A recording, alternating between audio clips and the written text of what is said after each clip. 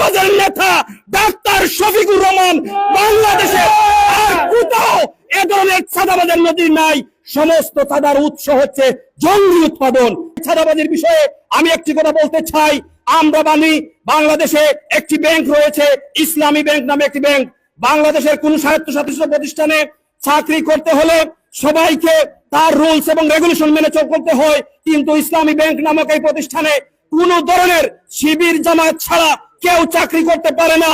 এখানে তারা যারা চাকরি করে তাদের বেতনের 25% অর্থাৎ 25% প্রতি মাসে তাদের সেই বায়তুল মালে জমা দিতে হয়।